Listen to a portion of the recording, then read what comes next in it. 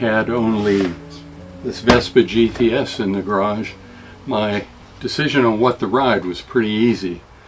But now I have another Vespa scooter, my Kawasaki W650 and the Royal Enfield Himalayan.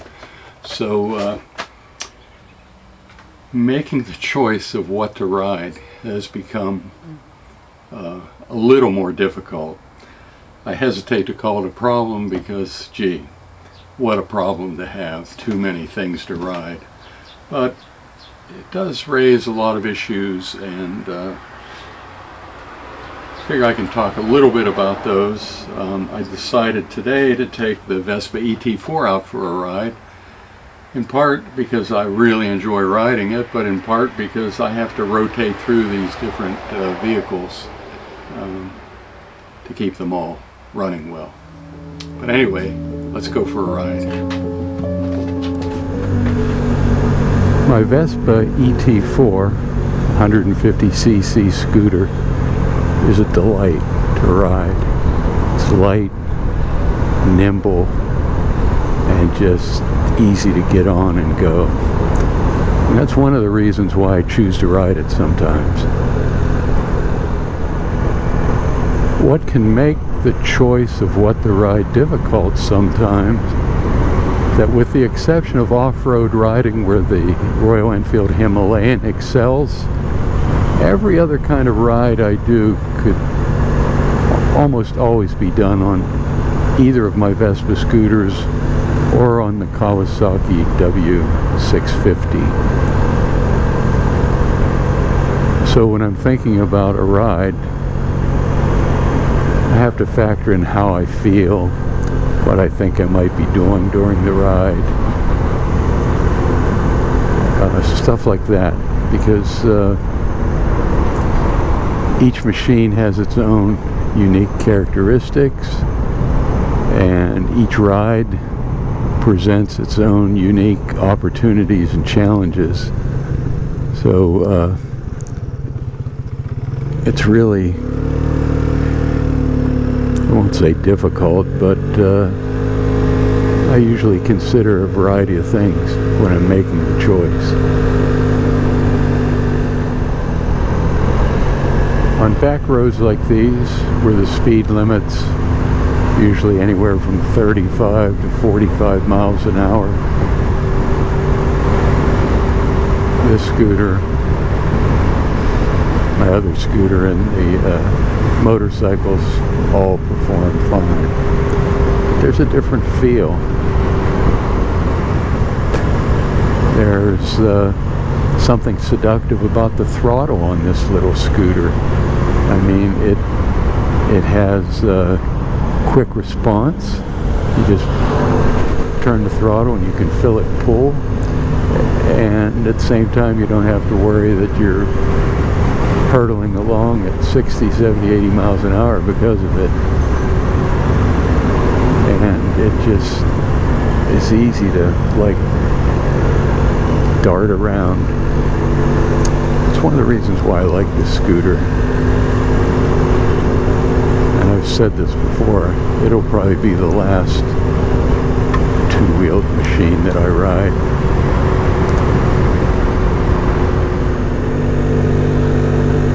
One of the other considerations when I'm making a choice of what to ride is how far I think I'm going.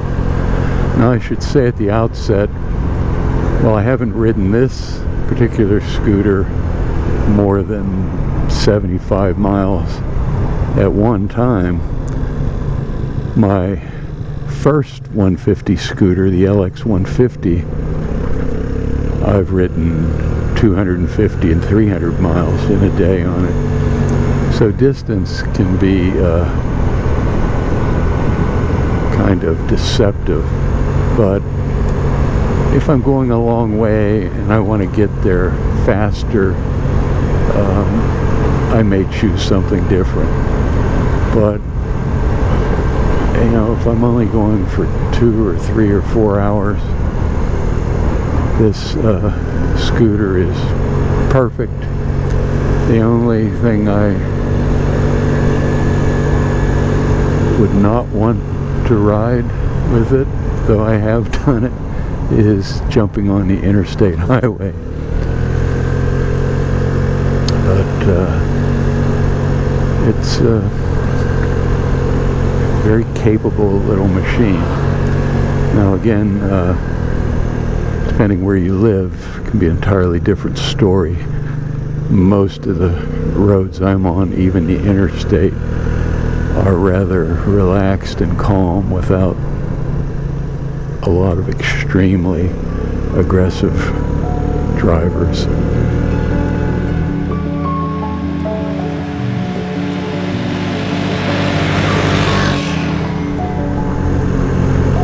Now the ET4 is not an off-road machine by any stretch of the imagination. The shocks aren't made for it, the tires aren't great for it. But on some of these gravel roads that are reasonably well maintained, it's not bad. It's certainly passable. And you know, if I'm only going a few miles on this sort of stuff, I'll not hesitate to jump off onto the gravel with it.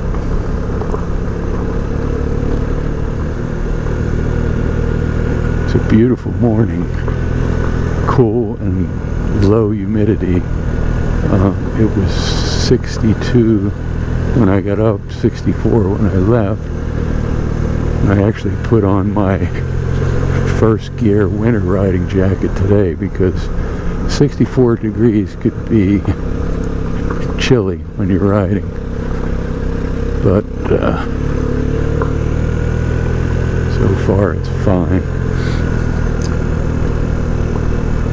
There's a heavy overcast as well.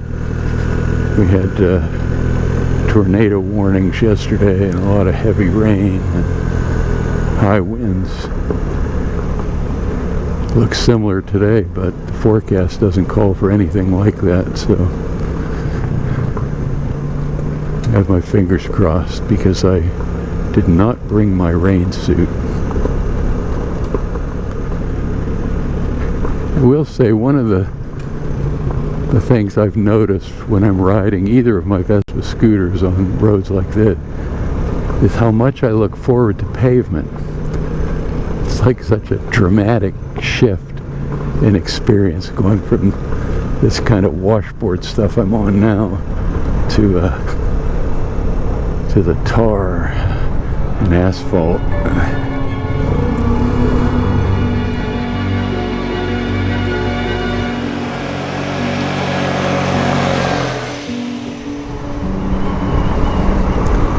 Winding roads are a lot of fun on the little scooter. The one thing I do have to watch out for, though, is rocks in the road. Depending how the road's cut, a lot of times things roll down onto the road, and they may be somewhat more manageable on the motorcycle because of the bigger wheels. They can be a real hazard for the scooter. On the plus side, it's pretty nimble and it can dart around things. I'm fortunate that I'm able to have more than one two-wheeled vehicle. I have 2 scooters in the garage and 2 motorcycles. So I am faced with choices more often. But it is really nice if I'm heading out to breakfast somewhere with some friends and it's not that far. Scooters, nice to be able to jump on. There's a steep driveway.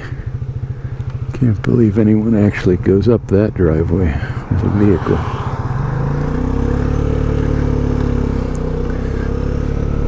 Nah, that's not a driveway.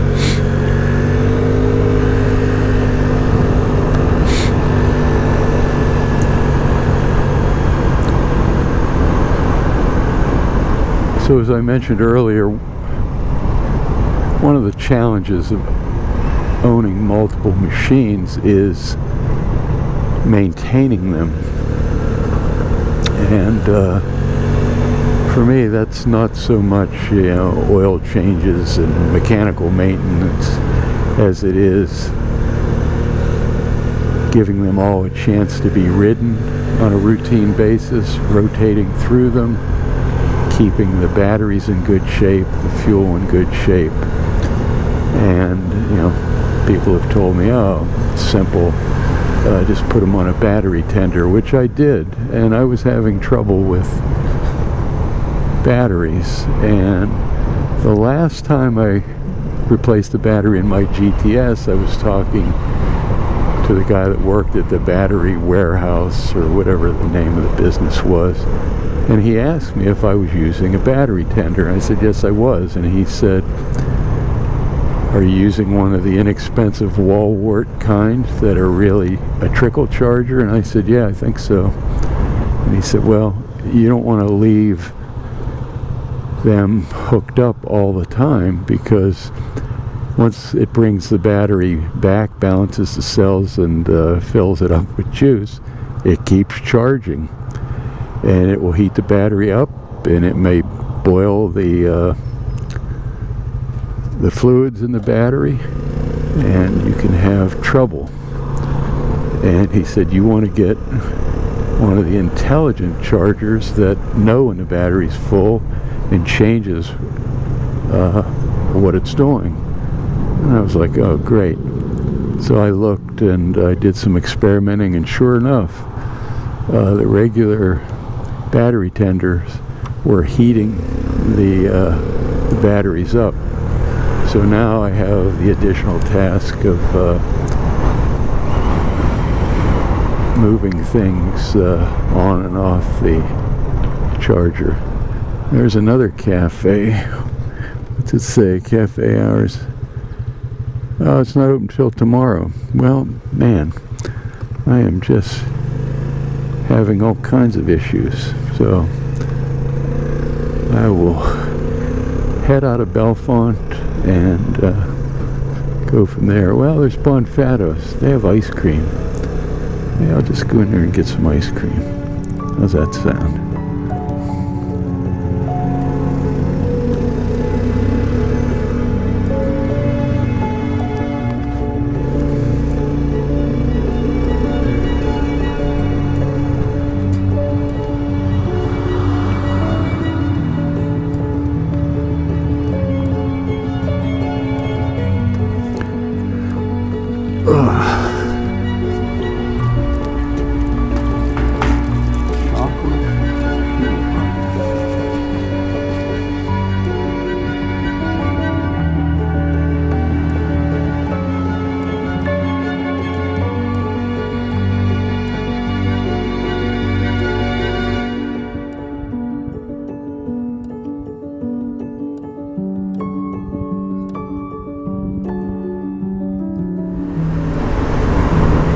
One of the other challenges of owning multiple machines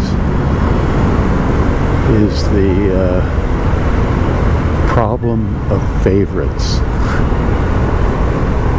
I know at any given time one of these scooters or motorcycles is my favorite, and that's the one I tend to want to ride more often. Now, I'm fortunate, I guess, that my favoritism is short-lived and fleeting, and one week the Himalayan may be my favorite, and the next week this ET4 is my favorite. Of late, riding my new Kawasaki W650 seems to be my favorite. So having a favorite, sometimes it means I have to force myself to ride something different just to keep it in good condition. Once I get out on the road, it doesn't matter. I'm enjoying myself. But I suppose if you find yourself with multiple machines and one sat for months or years, it might be better to get rid of it than just keep it around.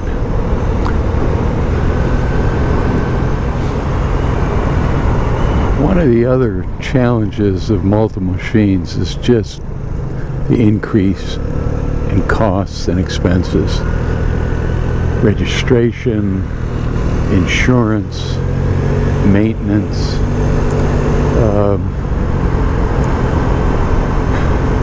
for me it's just something I accept as part of having these various machines, but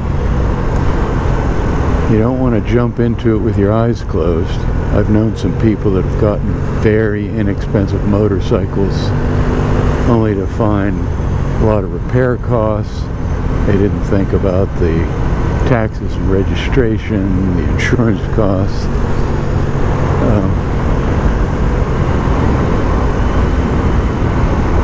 So keep your eyes wide open and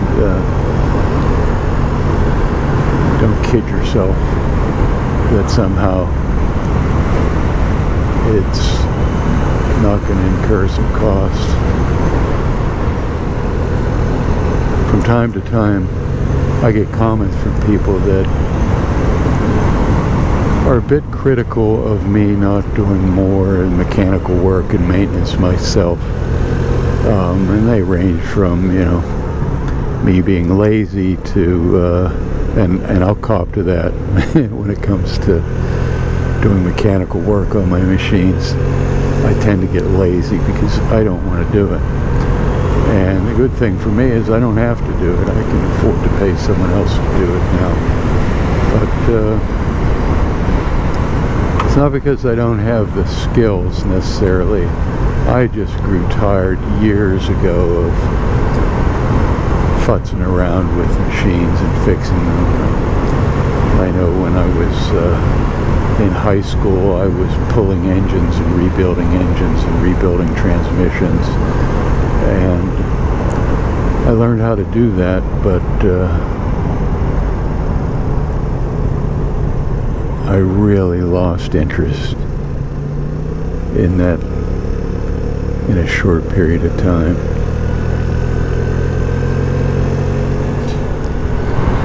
One of the other challenges of having multiple vehicles, at least for me, is keeping them all clean and orderly. That's definitely not one of my strong suits. I guess I have a high tolerance for dirty scooters and motorcycles, but occasionally I still need to wash them off and clean them up and make sure everything's in order. So that's definitely something to consider. How much time it's going to take to do that. I certainly know people that every time they take their motorcycle out or scooter out when they get home, they either wash it or take a diaper to it and clean it up and make sure it's pristine. So there's a price in terms of time to keep things pristine. If you have two, it's going to be twice the time. Three times as much. Four times as much. But hey, look, it's a Bud Light. I'm not going to comment on that.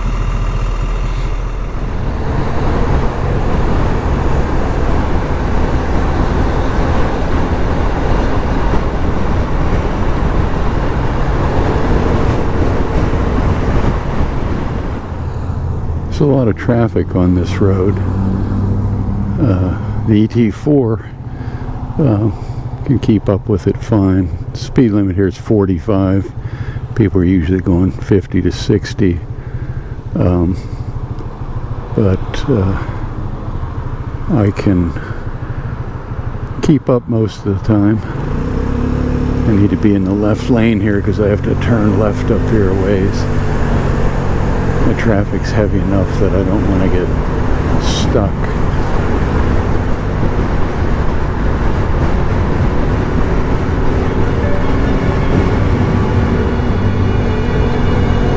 So that wraps things up for this episode of Scooter and the Sticks.